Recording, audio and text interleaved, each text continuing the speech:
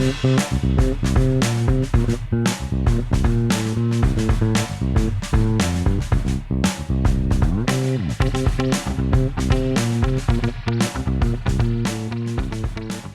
to Daily Variety, your daily dose of news and analysis for entertainment industry insiders. It's Tuesday, September 30th, 2025. I'm your host, Cynthia Littleton. I am co-editor-in-chief of Variety alongside Ramin Satuda. I'm in LA, he's in New York, and Variety has reporters around the world covering the business of entertainment. In today's episode, Variety's Jennifer Maas explains the $55 billion buyout deal that will see Electronic Arts be taken over by 3 private equity firms. And music reporter Thania Garcia discusses Bad Bunny's Super Bowl halftime show gig and why it's significant for the Puerto Rican superstar at this moment in time.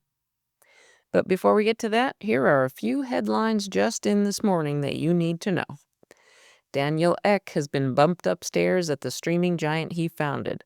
Spotify has named 2 new co-CEOs, Gustav Sonderstrom and Alex Nordstrom. Ek will serve as executive chairman. He founded the company in 2006 at the age of 23. A synthetic starlet named Tilly Norwood has Hollywood in a tizzy. In all seriousness, the anger in the industry stirred up by a Dutch woman's brazen effort to launch an AI actress has the creative guilds in the industry and many more people fired up and angry.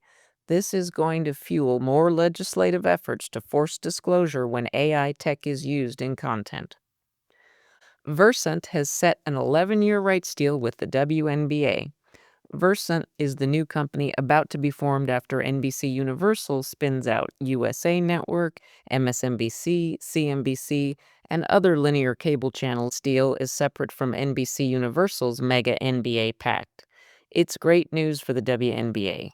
More TV money brings the players another step towards parity with the male players. Another thing that is giving Hollywood fits is President Donald Trump's pledge to impose a 100% tariff on movies shot outside the United States.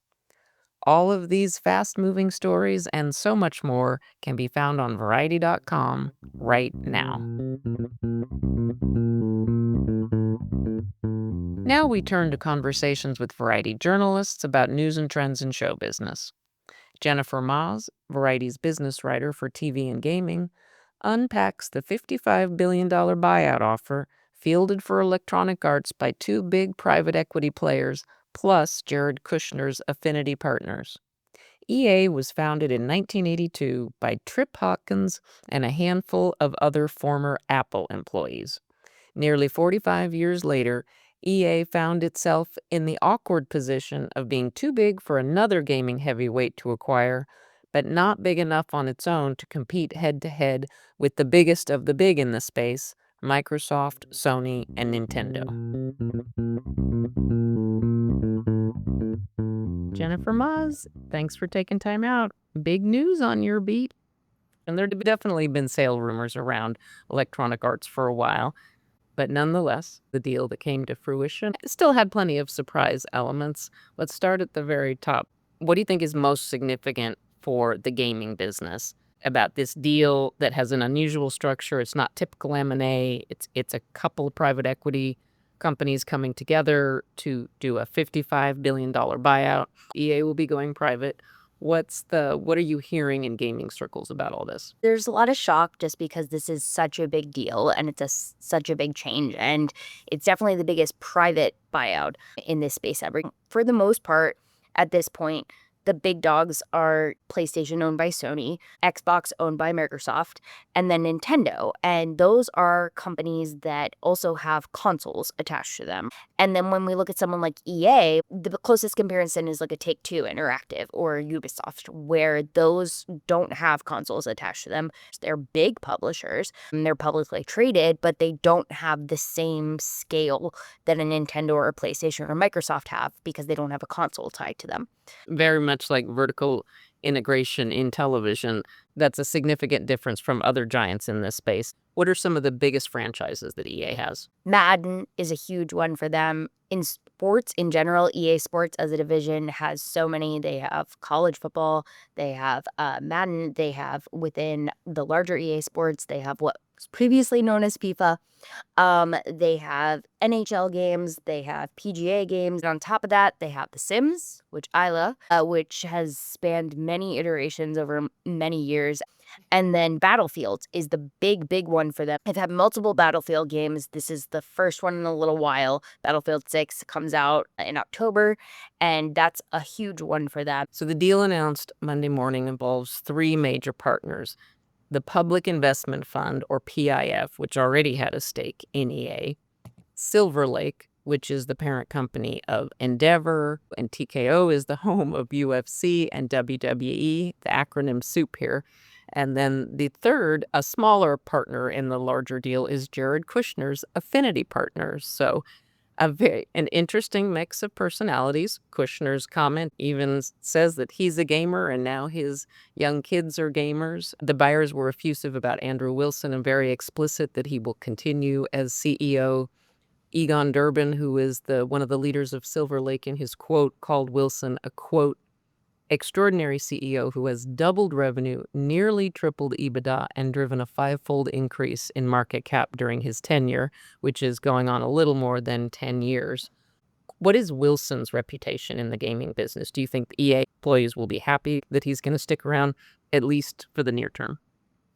Absolutely. None of this was about thinking that EA was being run poorly. Wilson is very highly respected. It's hard to be a gaming company CEO and not have some critics, but on the whole, he's considered very competent and very good at his job. And the partners have said they expect this deal to close fairly quickly in June of next year. What do you think people in gaming are going to be really watching for during this merger closing, during the sale closing process, which won't be as public as if EA was going to continue as a public company? What do you think that the industry is going to be watching for as it goes through this sale process? But for the most part, I think it'll be more of a consumer conversation surrounding if this delays any games for whatever reason, if this shifts titles around. We know Andrew Wilson will still be in charge. If they keep on schedule with everything they have dated, and if they start to date more things soon. Game companies like to be very strategic and careful when they're going to announce. That would be the main thing people are looking at. Certainly no shortage of activity in this area. Jenny, thank you for being on the case. Of course.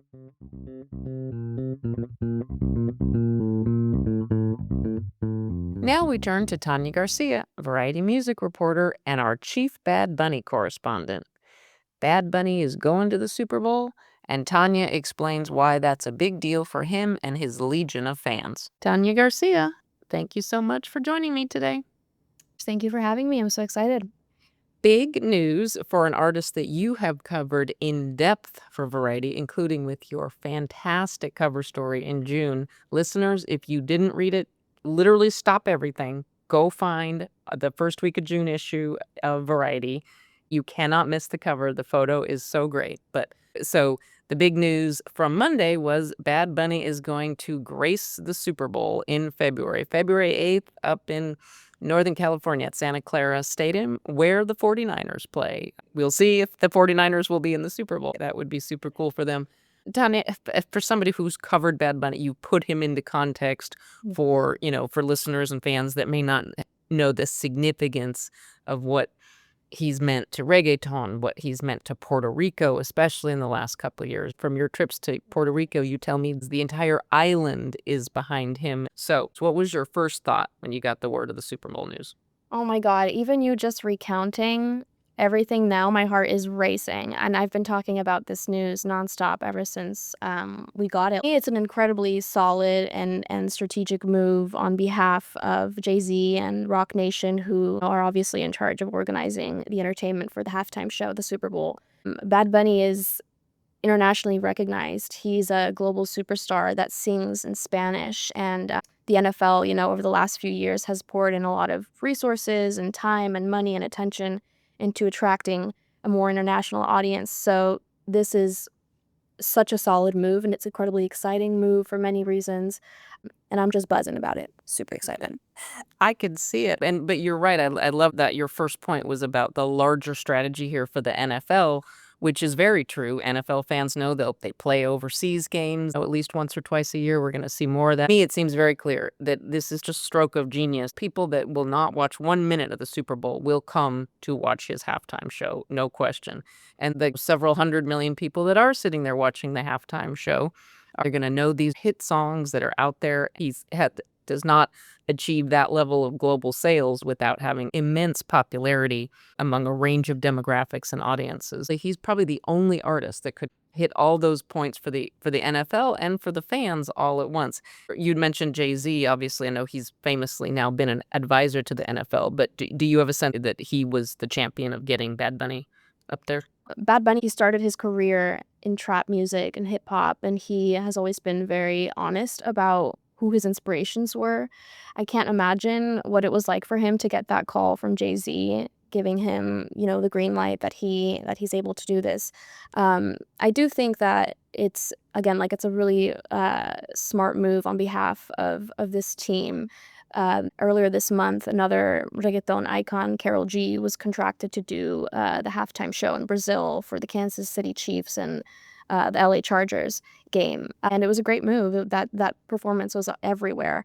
Bad Bunny is a streaming juggernaut, like most streamed artists globally for consecutive years. It makes perfect sense that the NFL would host him as they're sort of polishing their international appeal. And of course, the other thing that just makes this so timely in a heartbreaking way is that Bad Bunny, part of coming into his own as an artist, as a Puerto Rican, as somebody who has the courage of his convictions, has said, I will not record in English. I sing in Spanish, and that is the language I will sing in. And that's a big statement on multiple levels.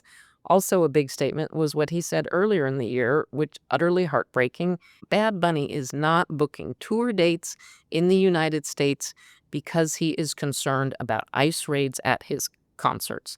Just want to let that sink in. This is where America is right now. It breaks my heart. It's just mind-boggling to think that the person could be invited onto one of the biggest stages in the world is courted for that gig. But many of his fans in certain cities are living in fear, whether they are citizens, whether they are undocumented citizens. It's a stark contrast to what's happening to Latinos and really to several communities of color across this country. It makes perfect sense for him to agree to do this. I've seen a lot of rhetoric since this news came out about his decision to not bring the tour to the United States. Why would he choose to say yes to this? But to me, it's extremely obvious why he would say yes. Variety broke the news that he wasn't going to do any U.S. states. He said that the U.S. was, to him, quote unquote, unnecessary.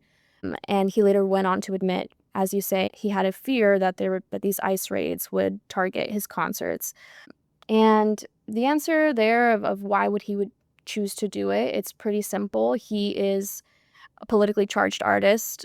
His latest Latin Grammy-nominated album, Debí tirar más fotos, which translates to I should have taken more photos, is all about fighting to preserve his Puerto Rican heritage in the face of erasure threats. It's against all bigotry, and most of all, it's done in the spirit of cultural celebration.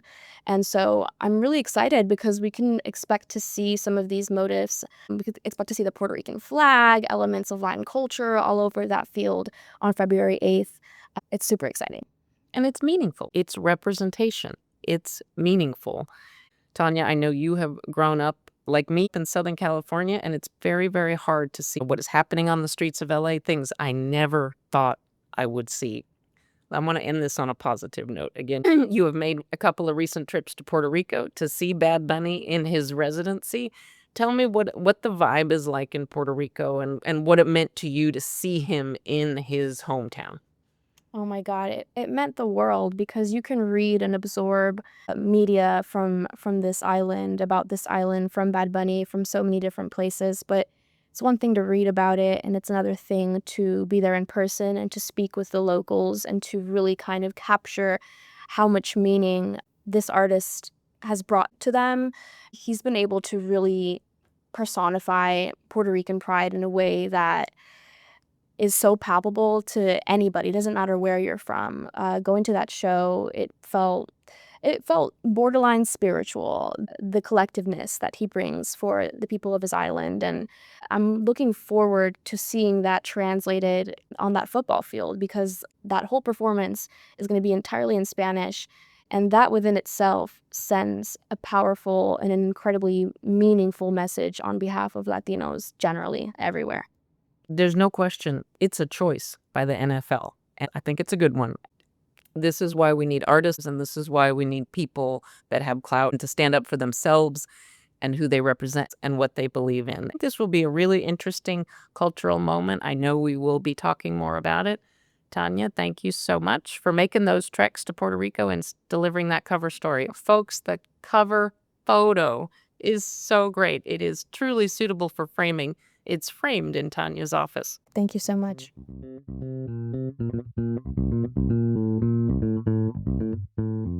As we close out today's episode, here's a few things we're watching for.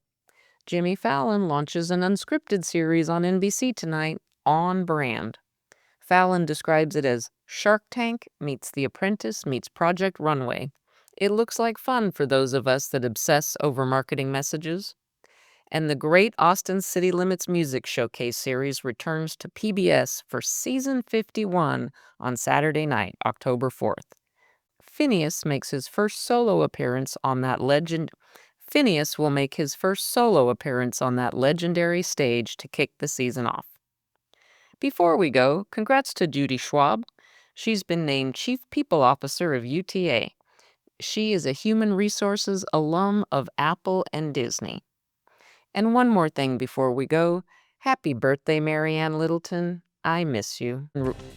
Thanks for listening. This episode was written and reported by me, Cynthia Littleton, with contributions from Jennifer Maas and Thania Garcia. Stick, snakes, hick, picks. Please leave us a review at the podcast platform of your choice. And please tune in tomorrow for another episode of Daily Variety.